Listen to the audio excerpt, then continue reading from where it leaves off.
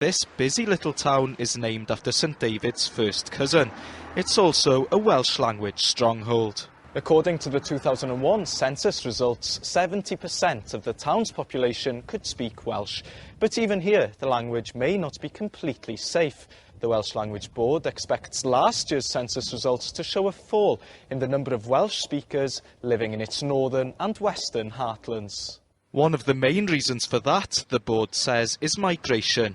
Many Welsh speakers are choosing to leave the country. At the same time, only a small percentage of those moving in can speak the language or choose to learn it. Historically, over the past 70, 80 years, Welsh people have continually left in order to find better standard of pay, maybe, and quality of employment.